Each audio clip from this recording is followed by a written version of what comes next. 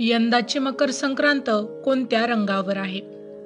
नमस्कार, life aviation या YouTube चॅनलवर आपले सहर्ष स्वागत.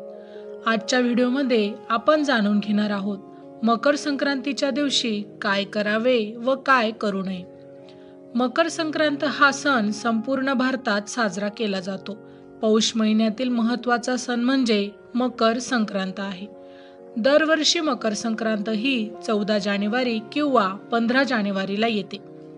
मकर संक्रांतीचा सण हा 3 दिवस साजरा केला जातो. 13 तारखेला भोगी, 14 तारखेला संक्रांत आणि 15 तारखेला क्रिकांत असे म्हणतात. संक्रांत म्हणजे संक्रमण ओलांडून जाणे किंवा पुढे जाणे असा त्याचा अर्थ होतो. मकर संक्रांतीचे महत्त्व काय आहे ते आज या व्हिडिओच्या माध्यमातून आपण जाणून घेऊ.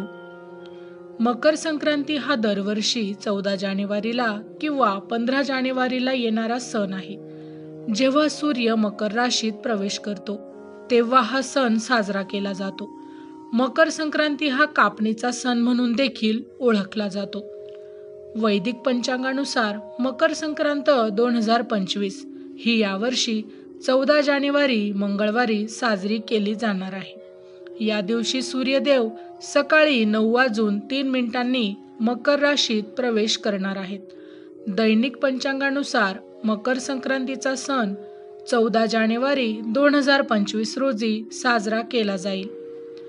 या दिवशी गंगा स्नान आणि दान करण्याचा शुभ मुहूर्त सकाळी 9:03 पासून ते सायंकाळी 5:46 पर्यंत आहे. या शुभ मुहूर्तावर गंगा स्नान करून दान धर्म करावा, त्याचे चांगले फळ मिळते. या वर्षीचा मकर संक्रांतीचा शुभ कालावधी हा 8 तास 42 मिनिटे आहे, तर पवित्र कालावधी 1 तास 45 मिनिटांचा आहे. ज्योतिषशास्त्रानुसार या दोन्ही काळात गंगा स्नान आणि दान करावे.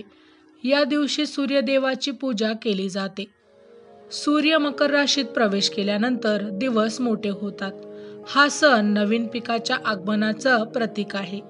मकर संक्रांतीच्या या सणापासून सूर्य उत्तरायण होतो, म्हणजेच सूर्य दक्षिणायनातून उत्तरायणाकडे जातो.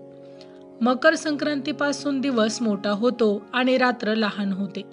काळोख्या मोठ्या रात्रीला काळ्या रंगाची वस्त्र नेसून निरोप दिला जातो, म्हणून संक्रांतीच्या दिवशी काळे कपडे घातले जातात असे म्हणतात. जानेवारी महिना म्हणजेच थंडीचे दिवस. त्यात काळा रंग उष्णता शोषून घेतो. थंडीच्या दिवसात शरीर उबदार राहावे म्हणून मकर संक्रांतीला काळ्या रंगाचे कपडे घालण्याची परंपरा आहे. अनेक जण म्हणतात की शुभ कार्यात काळा रंग वापरत नाहीत, पण संक्रांतीमध्ये आवर्जून काळा रंगाचा पोशाख घातला जातो. ज्या महिलांची पहिली मकर संक्रांत आहे त्यांना तर काळ्या रंगाची साडी घालून त्यावर हलव्याचे दागिने घालावे लागतात. यावर्षी मकर संक्रांत ही पिवळ्या रंगावर आली आहे, त्यामुळे या दिवशी पिवळ्या रंगाचा पोशाख परिधान करणे टाळावे. संक्रांती देवी ही मकर संक्रांतीच्या दिवशी दरवर्षी वेगवेगळ्या वाहनावर बसून येत असते. तसेच या देवीच्या हातात वेगवेगळ्या प्रकारचे शस्त्र असतात आणि वेगवेगळ्या रंगाचे वस्त्र परिधान केलेले असतात. थोडक्यात काय तर दरवर्षी संक्रांत देवीच्या पेहरावात, शास्त्रात आणि वाहनात बदल होत असतात. संक्रांतीच्या दिवशी देवी कोणत्या रंगाचे वस्त्र परिधान करते आणि कुठल्या वाहनावर येते याला खूप महत्त्व आहे. संक्रांती देवी ज्या रंगाचे वस्त्र परिधान करते तो रंग त्या सणाला पूर्णपणे वर्ज्य केला जातो.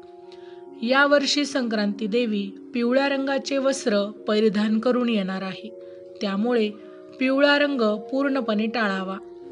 या वर्षीची मकर संक्रांत ही पिवळ्या रंगावर आलेली असल्यामुळे पिवळ्या रंगाचे वस्त्र, पिवळ्या रंगाची साडी परिधान करू नये. माहिती आवडली असेल तर अवश्य शेअर करा. अशाच प्रकारची नवनवीन माहिती रोज मिळवण्यासाठी आमच्या लाईफ एव्हिएशन या यूट्यूब चॅनलला अवश्य सबस्क्राईब करा. धन्यवाद.